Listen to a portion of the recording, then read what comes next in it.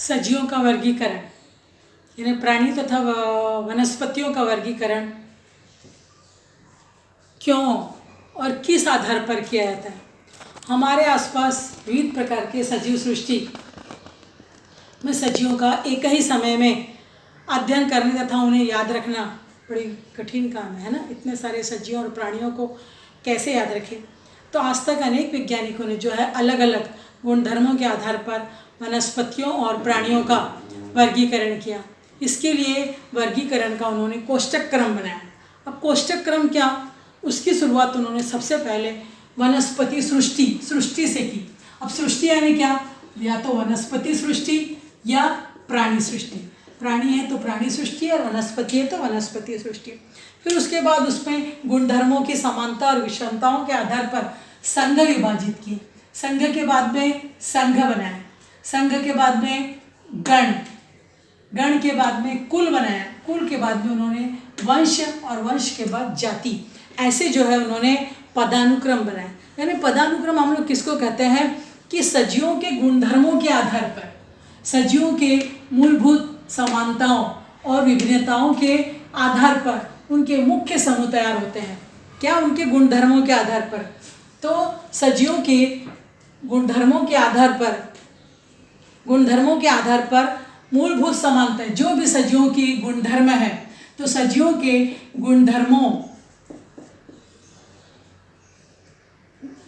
कि में जो भी मूलभूत समानताएं थी और जो भी विभिन्नताएं थी, उसके आधार पर उनके मुख्य समूह तैयार होते हैं। उसे ही वर्गीकरण का पदानुक्रम कहते हैं।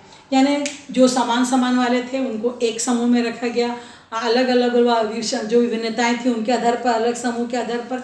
इस प्रकार सृष्टि, संघ, वर्ग, गण, कुल और वंश और जाति में उनका वर्गीकरण किया। तो ऐसे ही यदि हम लोग अपने विद्यार्थी जीवन में देख ले, हमारी क नाम वाले कबीर, किरण, कैलाश, कविता, ऐसे कितने ही एक नाम के विद्यार्थी होते हैं। तो इन सबको हम लोग एक ही ग्रुप में रखेंगे क्या, तो वहाँ पर उनके गुण देखे जाते हैं।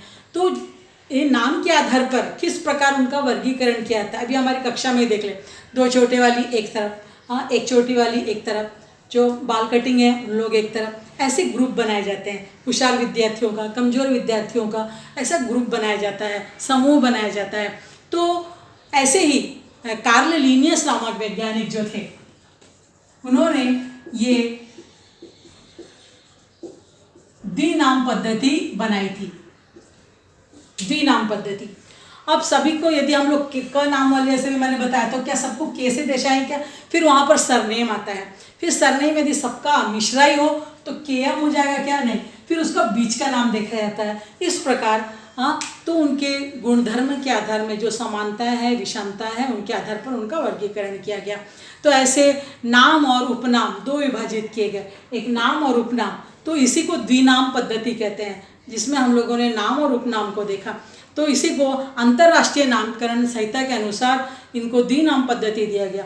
एक ही जाति के सभी सजीवों में जो समानता होती है, उसके रंग, ऊंचाई, पूंछ की लंबाई, ऐसे सारे, या उनमें प्रजनन की पद्धति, उनकी संकरण की पद्धति के आधार पर उनको एक समूह में रखा गया। जैसे उदाहरण के लिए लेते हैं हम लोग बिल्लियों का एक समूह, बिल्लियों को एक ही प्रजाति में रखा गया। अब बिल्ली में देखो उसमें शेर भी आ जाता है, तो हम लोग बोलते हैं कि बिल्ली शेर की मौसी है ना। क्यों कहते हैं, क्योंकि वो एक ही समूह के अंतर्गत आते हैं। उसी प्रकार प्राणियों में भी मुर्गा, तो सारे पक्षी वर्ग में इन लोग आ जाते हैं। गाय, कुत्ता, चार वर्ग के, चार पैर वाले प्राणी, कुछ शाकाहारी प्राणी, मांसाहारी प्राणियों में इसका वर्गीकरण किया जाता है। उसी प्रकार वनस्पति भी आम, मक्का, तो कुछ जो है अनेक बीज वाले, कुछ एक बीज वाले, ऐसे वनस्पतियों में उनका वर्गीकरण किया गया। उसको कहा जाता है द्विनाम पद्धति।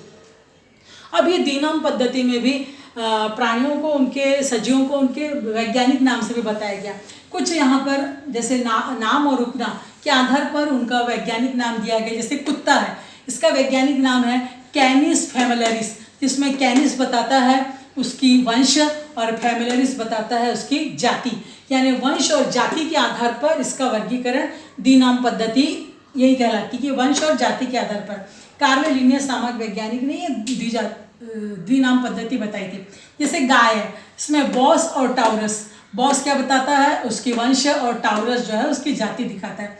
कुंडल का फूल, इसमें हिबिस्कस रोजा साइनेंसिस, हिबिस्कस रोजा जो है इसका नाम बताता है, यानी इसकी वंश बताता है, और साइनेंसिस उसकी जाति बताता है।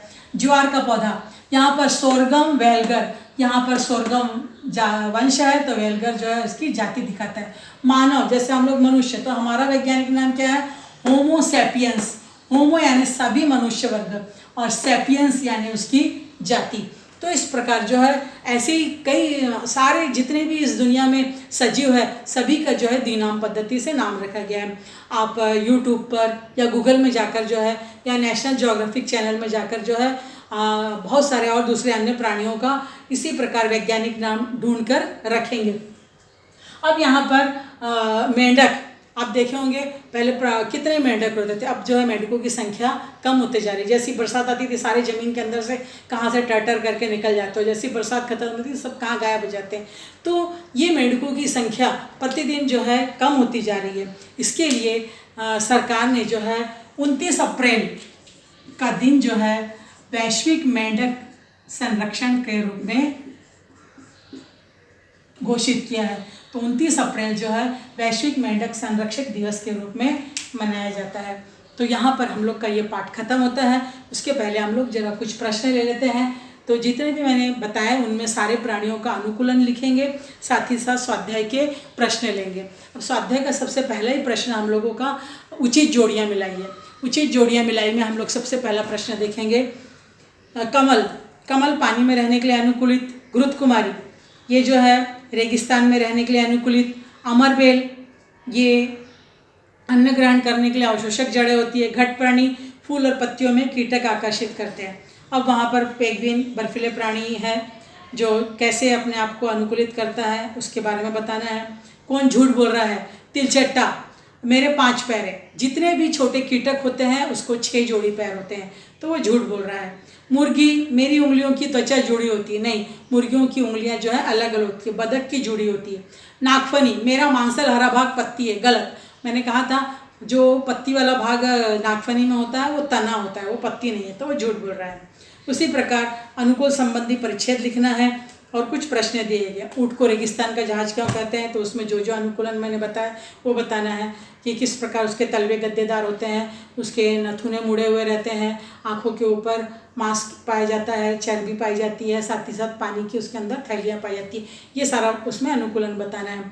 फिर उसके बाद नागफनी में किस प्रकार का अनुकूलन पाया जाता है, तो वो मैंने पहले वीडियो में बताया है, वो बताएंगे। तो इस प्रकार सारे इस प्रश्नों को आप देखेंगे और पाठ को पढ़ेंगे और लिखेंगे। जो इसमें से आपको नहीं समझेगा तो आप लोग मुझसे प्रश्न करके पूछ सकते हैं कि इसका क्या आंसर है।